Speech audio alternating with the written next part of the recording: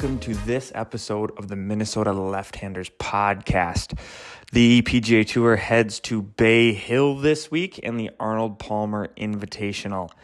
We have an opportunity here to highlight one of the most dominant performances on tour. Multiple winner at Bay Hill, multiple consecutive year winner at Bay Hill, Tiger Woods.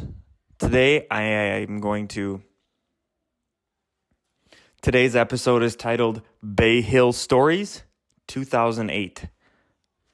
I think the best way to begin an episode with this title is to take a look at this tweet from Justin Ray GC. Justin Ray has since moved on from the Golf Channel onto other ventures, but this tweet is from a few years ago, as you'll see. But I think the dominance still resonates. It went like this. Total wins by players under the age of 45. Tiger Woods, 79. Tiger Woods in WGCs, 18. Dustin Johnson, 17. Tiger Woods in Florida, 16. Tiger Woods in majors, 14. Tiger Woods in California, 13. Rory McIlroy, 13. Tiger Woods in Ohio, 13. Adam Scott, 13. And Zach Johnson, 12. This is one of my all-time favorite statistics. Obviously, this tweet's a little bit old because we know that since then Tiger has won another major. He's up to 82 total wins. Rory has 20 wins, among other changes. But I cannot believe the dominance displayed in this tweet. 8 of those 16 Florida wins for Tiger Woods came at the Arnold Palmer Invitational. And I'm going to take today's episode to highlight the story of 2008.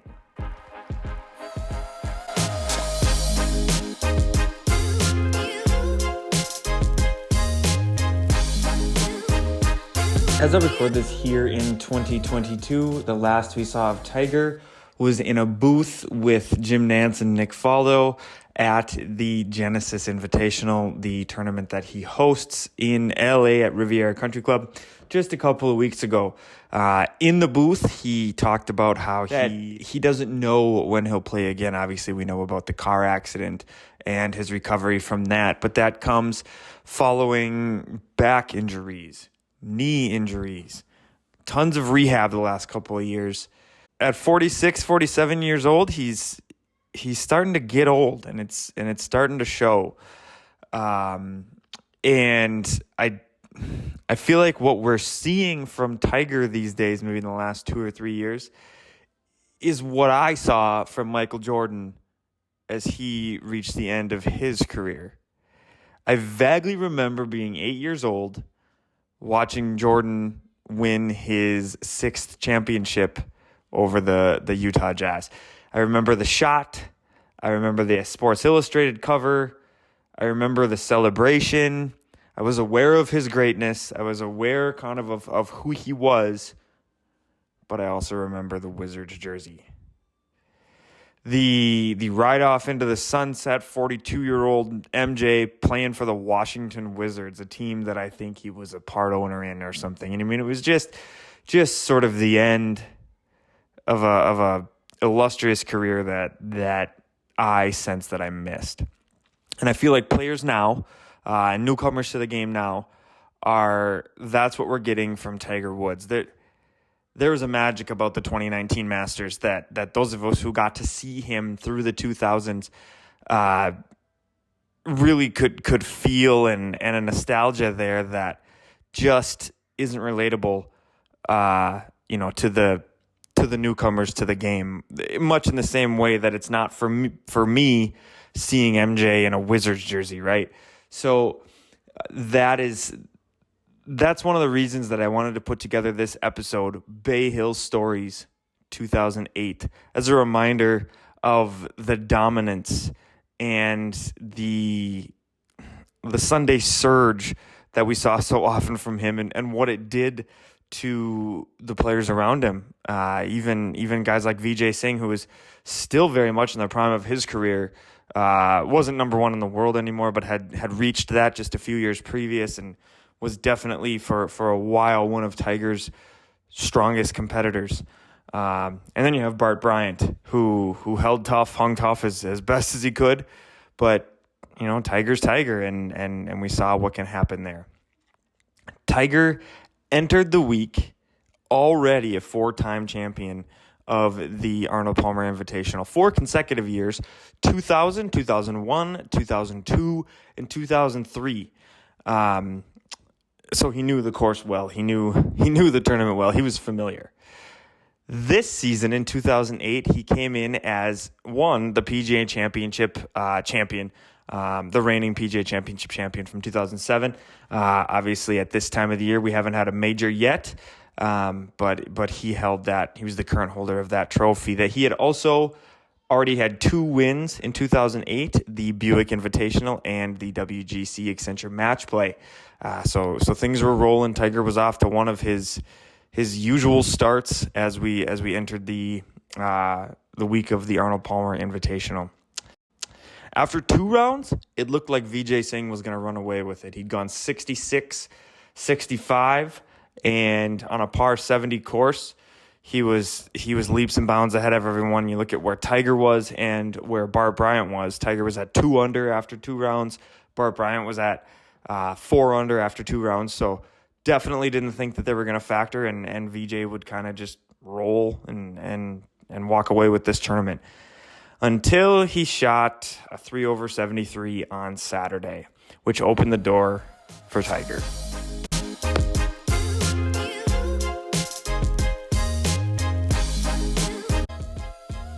By the end of the 3rd round, 3 were tied at 6 under.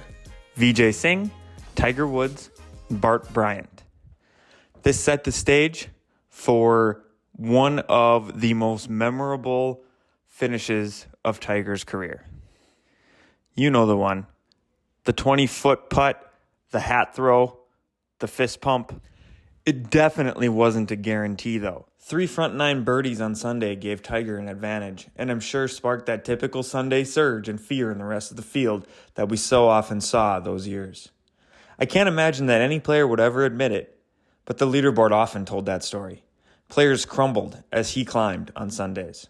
But a 2-shot swing on the 10th let Bryant and Singh right back in. Tiger had made bogey while Bryant and Vijay both birdied.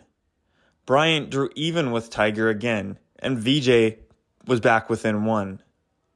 By the 13th, Tiger had gained a 1-shot advantage again over Bryant, and Vijay's bogey on the 14th put him 3 back and ultimately out of contention. It became a 2-man race.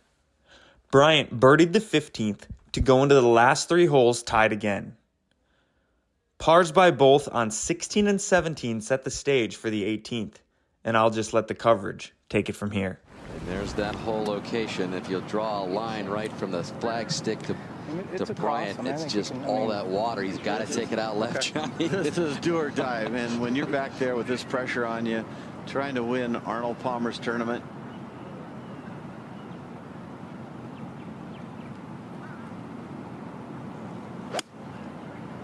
Sounded solid, Dottie. Solid, but just left of the hole.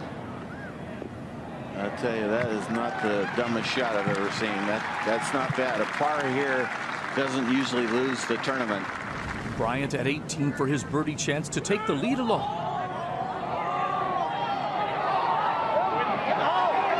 I tell you, he's a happy guy to have a 10-incher right there. Very happy you don't have a 3-footer, Dottie. He made it stress-free in a pretty tough situation. Yeah, he's a happy man. That's you can make that even when you're doing some serious choking. You can make that. Bryant at 9 under in the clubhouse leader will now wait to see what Tiger will do. Bart played great, especially the back 9.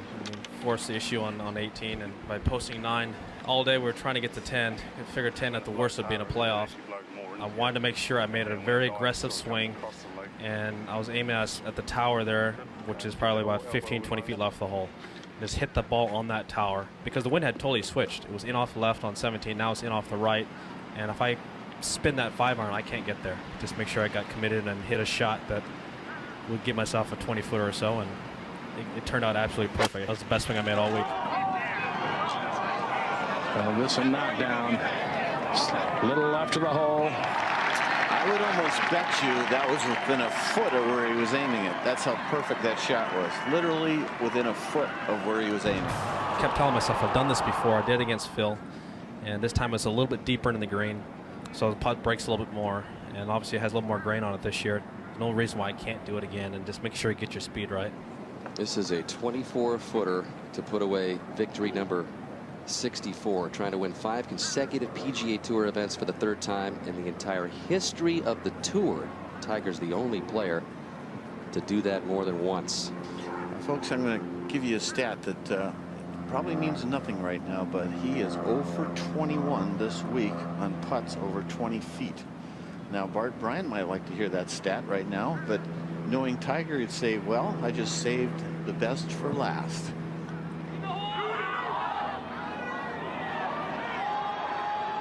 Hello, Ben Hogan! The perfect season alive. 5 straight PGA Tour victories, and a birdie at the 72nd hole matches the great Hawk with career victory number 64. Tiger would go on to repeat in 2009, then again consecutively in 12 and 13, giving him 8 total wins at Bay Hill. And yet, maybe even more amazingly, Bay Hill isn't the only course where he exerted. And yet, maybe even more amazingly, Bay Hill isn't the only course where he asserted this level of dominance, having won 8 times at Firestone Golf Course in Akron, Ohio, as well. He piled up many WGC wins there. Given the storied history at Bay Hill and the field that it draws year after year, it makes sense that it was granted elevated status this year, along with the Genesis, played a few weeks back at Riviera and hosted by Tiger himself, and the Memorial Tournament, hosted by Jack Nicklaus. This elevated status means that there's a smaller field.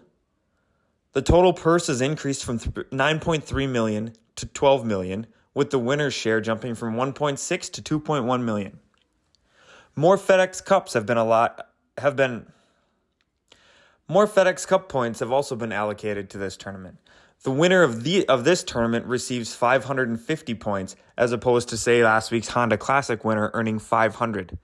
This sort of is a midpoint between the average tournament, the average weekly tournament, and a major. Whereas in the majors, the winner earns 600 points. Each position earns a little more. Second place earns 315 as opposed to 300. So we see a little bit of a bump there. But it has received the elevated status for that reason. And finally, there will also be an opposite field event this week in Puerto Rico. Bryson DeChambeau was set to defend his title, but we received this message early Monday morning from his official Twitter. Simulator, I've been working hard on my game and working hard on recovery. Man, tough decision right now. I have a lot of work to do to get everything back into order for this week. I just feel like it's too short a time for me to get back 100%, playing at 100% capacity. Right now I'm like 90%. I just don't want to go out there and hurt myself even more and not be 100% ready for the rest of the season. I don't want to come back early and then have to take more time off. So it's a hard decision I have to make right now, but going to have to, unfortunately, not play this week. I wanted to thank the Palmer family and all they've done. They've been a tremendous support to me in my professional golf career, and at this current point in time, I've got to take another week off, and I'm going to try and get back and play for the players. But as of right now, I just can't risk it going out there and having it re-aggravate. This has been one of the hardest moments in my life, like I said in the last post, because I'm not able to do much. And yeah, although I can hit some golf balls, it's not comfortable. It's not fully comfortable. A bit frustrating, but again, I appreciate y'all's support. I love you guys. I want to get back out there as soon as possible. It's just not ready yet. The tournament this year is wide open, and it's a fantastic field. Also consider this. 3 of the winners of the last 4 tournaments have been first-time winners, and the other was Joaquin Niemann, a 23-year-old. The talent pool is so deep in pro golf right now, and considering that this is an elevated field, what an opportunity for someone to change their life. And lastly, remember that the original purpose for this podcast was and always will be to gain awareness for the State Lefty Open. The State Lefty Open this year is July 16th and 17th at Riverwood National in Otsego, Minnesota. Check out my social channels for the flyer or shoot me a message at mnlefthanders@gmail.com to get on the mailing list for monthly, as of now, and soon bi-weekly updates as the golf season gets closer. Audio for this episode was pulled directly from Bryson DeChambeau's Twitter account, the PGA Tour YouTube account, golfchannel.com, golf.com, and the PGAtour.com. So hat tip to those channels.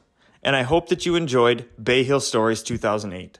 And check out my social channels for updates on the API this week and any news that might come out about the State Lefty Open. Thanks for listening, and check back soon for more episodes.